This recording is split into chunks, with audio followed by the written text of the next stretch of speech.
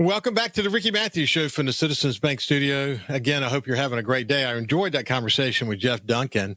And Jeff and Kyle and I, Kyle Curley, as you know, does the music in the Superdome during the Saints games. It's always interesting to hear Jeff and Kyle talk about some of the behind-the-scenes stuff that, unfortunately, he can't talk about on the air. But it's really cool to see, you know, what the two of them talk about from time to time. We wish one day we could, take that conversation to the audience because y'all would really enjoy it. But I think Kyle is sworn to secrecy when it comes to music and stuff like that. Is that right, Kyle?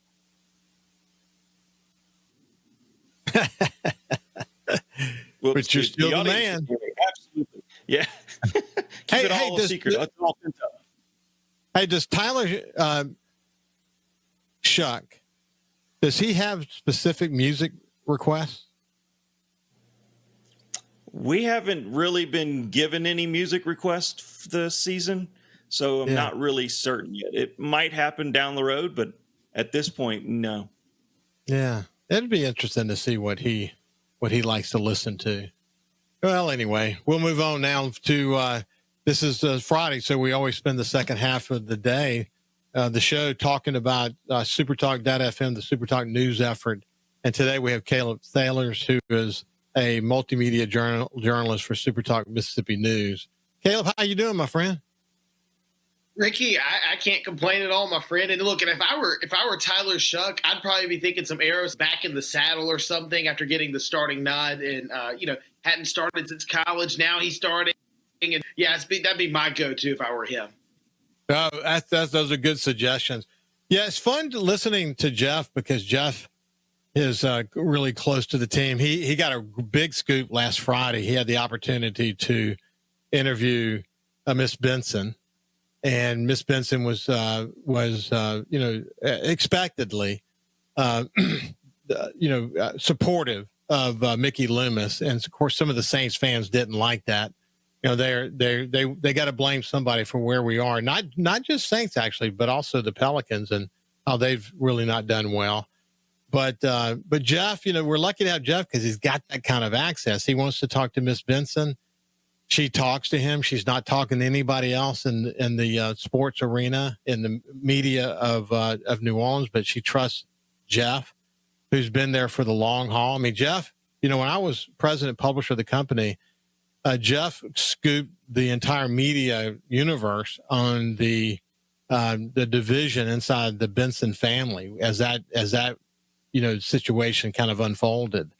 And so he's been there through thick and thin, and it was great to see that he trusted. But it's great to hear Jeff talk about Tyler and what he brings to the team and the opportunity we have to continue to see someone who's emerging. He says, when they drafted him, they thought that they had somebody. They really did. They and a lot of teams had him rated the number one quarterback on their list. Look at who came out last year. They had him as number one. At least two other teams did. So they felt like they really grabbed somebody of value in the second round. And, last week was extremely promising. And then he goes into this week, the first starting role for the Saints at home. And we were just chatting a little bit about how that's probably going to bring some fans to the Superdome, and they're playing the Dirty Birds. And then Drew Brees on top of that in his new role at Fox, who knocked it out of the park last week, will be calling the game. So, it's there's a lot working on this game. So I'm pulling for the Saints. I'm sure you are too. Oh, of course I'm pulling for the Saints. It's ironic. You talked about some of the other quarterbacks that went this year's draft. One of them I got to cover extensively was Jackson Dart. Well, I remember going to in the NRG Stadium in Texas, watching none other than Jackson Dart and Tyler Shuck going against each other in the Texas Bowl before Shuck transferred to Louisville when he was Texas Tech's quarterback. Obviously not a good night for the Rebels. It was a really good night for the Red Raiders. But, yeah, I remember those two quarterbacks, and now they're both starting for their respective teams in the NFL. Hey, listen, you cover Ole Miss, and I mean you're deep in it. You have the opportunity to really follow this team. And I had Richard Cross on yesterday, and we chatted about Lane Kiffin and him posting chapters from his book that have all these messages in, and he seems to, in this odd way, being enjoying the moment of all the speculation about him. But Richard and I had a full-throated discussion about the whole situation. I don't think he's staying. I think he's still searching for something. I don't think he even knows what it is he's searching for, but he's searching for something. At least, I'm watching the Theo Vaughn interview, which he gives Oxford and the University of Mississippi a lot of credit for helping him kind of find himself and find balance in his life and reconnect with his family. And if there's a reason he won't leave, it will be because his son is the starting quarterback at Oxford High now, and his daughter's got another year at Ole Miss, et cetera. But otherwise, if that doesn't pull him, I think he'll leave. I hope he doesn't for the good of the program. But where are your thoughts on that right now? So twofold. One thing I want to highlight this past Saturday in Oxford, when Florida came to town, obviously there was a lot of vitriol between the fan base because Florida fans were online, basically saying, we've got Lane Kiffin, he's going to be our next coach. Well, now LSU's in the equation, and we can talk about that another time. But so there was already built-in vitriol between the Ole Miss fan base and the LSU fan base, and the Florida fan base. And the way Ole Miss responded to it was to show up in droves, to pack out Vaught Hemingway Stadium, to have this incredible environment. I mean, look, Ricky, I've been to Oklahoma, I've been to LSU, I've been to Alabama, I've been to Auburn, I've been to some of the coolest stadiums, best environments in the SEC, in the country, honestly. Nothing rivaled this past Saturday. Nothing with the pyrotechnics and laser shows. So Lane Kiffin might leave Ole Miss, but Ole Miss gave him a very good reason this past Saturday, on top of the buy-in from the administration, on top of the support through NIL, on top of the big money people coming together to say, no, we're supporting this team. If Lane Kiffin does leave for a quote-unquote bigger pasture, it won't be because Ole Miss didn't put its best foot forward. Yeah, I'm with you. And of course, a lot, the big speculation on the national front, and there's so much interesting fodder to read on social media, especially on X, about this day-to-day watching, Lane watching that is going on. But wouldn't it be interesting, because all the talk is he can't win a national championship at Ole Miss. He has to go to a program like Florida or LSU. Wouldn't it be unreal if he won a national championship this year? Because it's possible, man. When you look at what this team is doing right now, it's very possible. Well, I'll tell you what, Ricky, though, if he doesn't sign that extension, he won't be coaching in the national championship or in the playoff. If he doesn't sign his Ole Miss extension, I don't see him. No, I do not force, because at this point, Ole Miss has to act like a big boy program. Ole Miss has put up the money to be a big boy program, the fan support to be a big boy program, all the buy-in. No, they can't. And this is my opinion here, and this is on good sourcing too. But Lane Kiffin, in my opinion, wouldn't be, and based on what I've been told, wouldn't be coaching in the college football playoff if he didn't sign his Ole Miss extension. Because National Signing Day is coming up. You have the transfer portal window opening up in January. You can't have a guy wearing Ole Miss here and here who is not going to be the head coach there next year, who's actively trying to poach the roster to take them to another place and recruiting for another destination. So it would be ironic if Ole Miss won one, but I think they would be doing it with a Joe Judge or a Pete Golding as interim head coach. Yeah, so it's sad. Of course, he went on Pat McAfee's show and said there wasn't an ultimatum, but at the end of it, you can call it an ultimatum or not. Right. But the point is, I think it may be true what you're saying, but look, can you see it now? And here is Lane Kiffin, the coach of LSU Florida, and his starting quarterback, Trinidad. Can you see that? Would be so, Ricky. That would actually be more surprising to me than Lane Kiffin leaving if Trinidad left, because one, it hasn't been announced if he's gotten another year or not, because he's at that 4-year window. So I know that I've heard they're trying to get him another year, but I don't know anything specific there as in terms of any updates or new developments. But if you go back after the South Carolina game, Ole Miss beat South Carolina 30-14.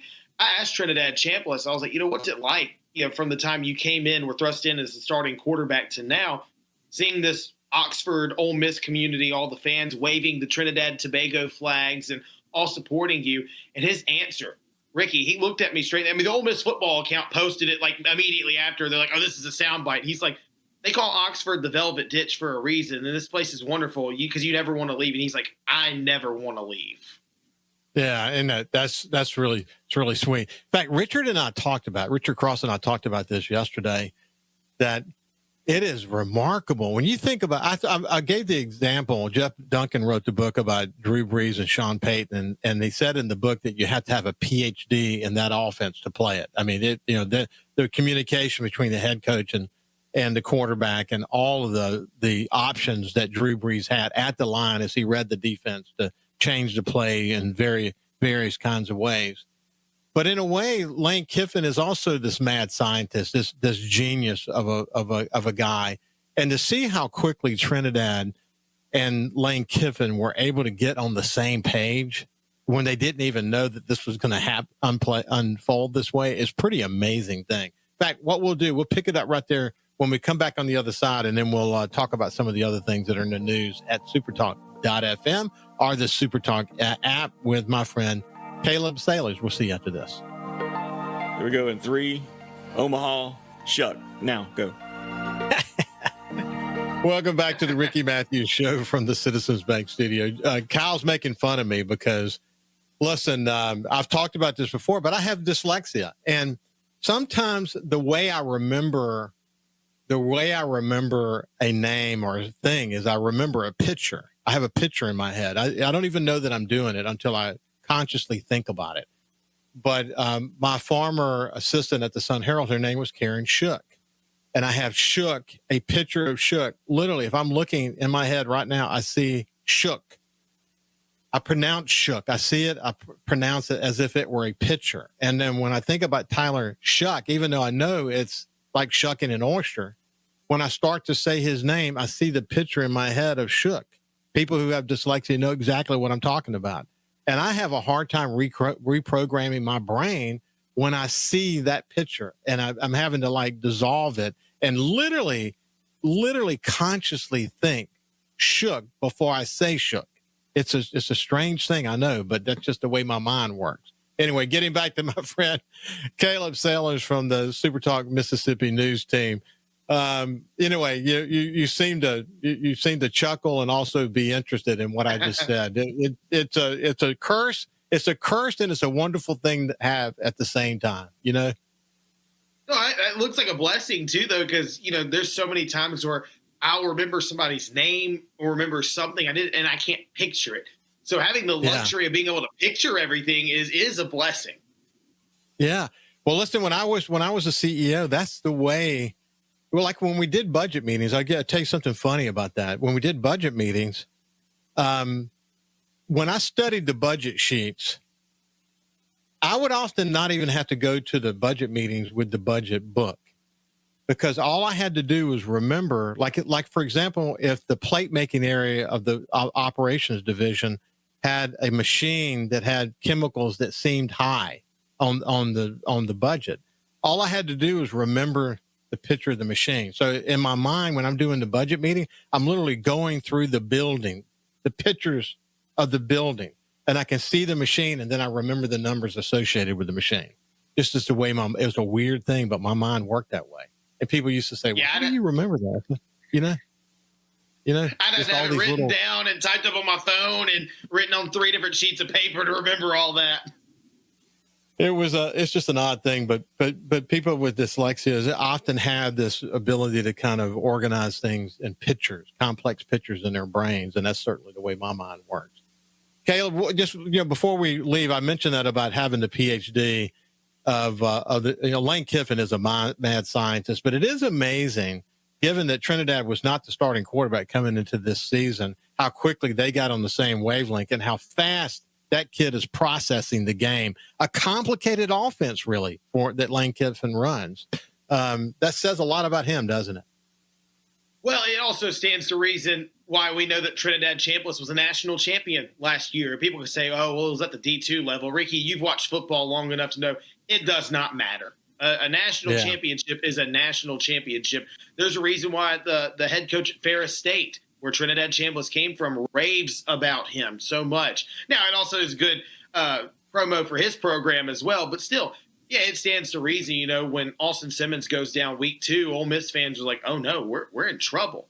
And then they play that first game against Arkansas after Simmons goes down, and Trinidad's unstoppable. A lot of it's his footwork. He's really, really good in the pocket, really good at evading pressure, and he keeps the play alive, whether it be using his feet or going through his progressions to find his receivers. But right, it's not easy to run that Lane Kiffin offense. But Kiffin does with the headset communication and a lot of his pre-snap stuff, like he whistles at the players. I know Richard was talking about that yesterday. You can hear it from the press box. He kind of helps his quarterbacks out a lot too. But still, right, they still have to know the playbook and know the audibles that he's calling. It's really good stuff. Listen, in the short time we have left, Super Talk Mississippi News, you're going to find news uniquely about Mississippi, stories from across the state. What's the 1 or 2 big stories you've been working on the last day or two? So here recently, there's this big crackdown in the Delta on law enforcement officers that were allegedly, using their badge to facilitate drug trafficking all throughout the Delta and even up into the Memphis area in Tennessee.